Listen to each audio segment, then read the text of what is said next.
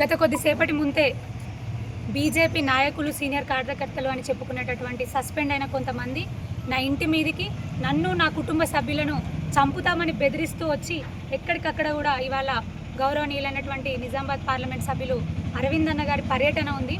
వారు మొన్న municipal election సందర్భంగా గెలిచిన కౌన్సిలర్లని అదేవిధంగా క్యాడర్ని కొంత కలిసి వారితో గెట్ టుగెదర్ ప్రోగ్రాము మీటింగ్ అది ఇది ఉంది.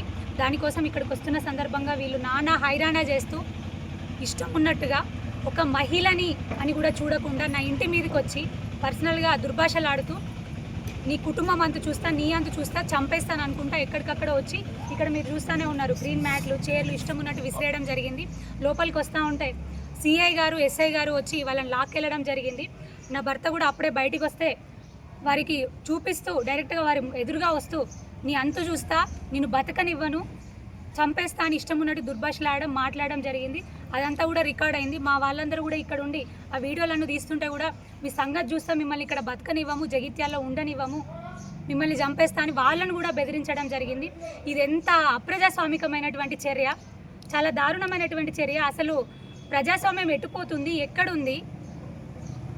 మహిళలు ఎలాగో బయట ఉండనియరు, బయట తిరగనియరు. కనీసం నా మట్టుకు నేనేదో చేసుకుంటూ, నా మట్టుకు నేనేదో పార్టీని పెంచాలనేటువంటి ఉద్దేశంతో పార్టీకి కట్టుబడి పనిచేస్తూ ఉంటే చూసి ఓర్వలేని కోవట్లుగా ఉన్నటువంటి కొంతమంది నాయకులు డైరెక్ట్గా నా ఇంటి మీదకే వచ్చి నన్ను నా కుటుంబ సభ్యుల్ని చంపుదామని బెదిరించడం ఇది ఎంత దారుణమైన విషయం.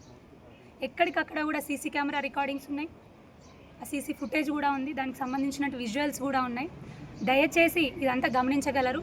నేను ఈ సందర్భంగా సిఐ గారికి ఎస్ఐ గారికి ధన్యవాదాలు తెలియజేస్తూ ఉన్నాను. టైంకి వారు ఇమీడియట్గా వచ్చి వాళ్ళని తీసుకెళ్లడం జరిగింది. ఇది చాలా దారుణమైన విషయం. ఒక ఆడపిల్లని కూడా చూడకుండా నా కుటుంబం అంతా ఉంది, లోపల మా లేడీస్ ఉన్నారు, కార్యకర్తలు ఉన్నారు, అందరినీ కూడా భయభ్రాంతులకు గురి చేయడం జరిగింది. దయచేసి నేను ఖచ్చితంగా కలెక్టర్ గారిని అదేవిధంగా